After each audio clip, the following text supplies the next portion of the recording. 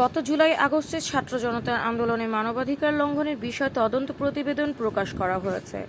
জাতিসংঘের fact finding mission এতে আন্দোলনের প্রথম শহীদ আবু সাইদকে হত্যার বর্ণনা দেওয়া হয়েছে।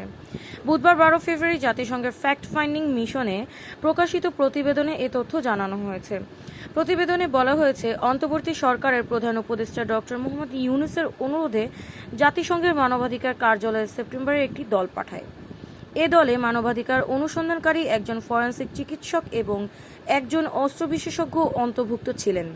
তারা মরণঘাতী ঘটনাগুলোর বিষয়ে একটি স্বাধীন ও নিরপেক্ষ তথ্য অনুসন্ধান পরিচালনা করেন।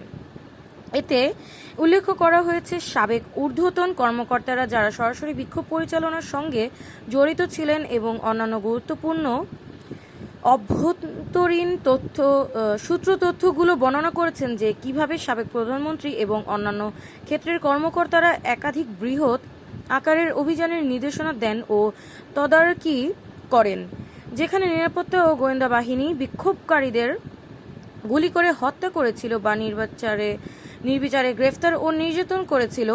এতে দেখা গেছে নিরাপত্তা বাহিনী পরিকল্পিতভাবে এবং অবৈধভাবে বিক্ষোভকারীদের হত্যা বা পঙ্গু করার সাথে জড়িত ছিল। এর মধ্যে এমন ঘটনাও ছিল যেখানে লোকদের বিন্দুশূন্য পরিসীমা থেকে গুলি করা হয়েছিল।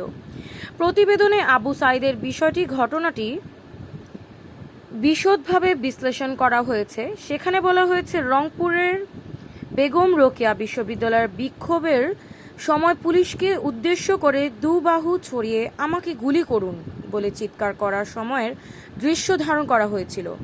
ভিডিও ফুটেজ, স্থিরচিত্র এবং ভূ-অবস্থান প্রযুক্তি ব্যবহার করে তদন্তকারীরা তার হত্যাকাণ্ডের ঘটনাটি কিভাবে ঘটেছিল তা সাক্ষ্য প্রমাণের জন্য পুনর্নির্মাণ করেন।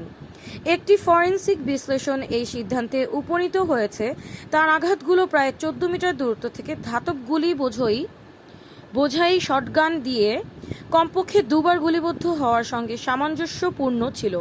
প্রতিবেদনে বলা হয়েছে, আবু সাইদ পুলিশের ইচ্ছাকৃত বিচার বহির্ভূত হত্যাকাণ্ডের শিকার হয়েছেন বলে বিশ্বাস করার যুক্তিসঙ্গত কারণ রয়েছে।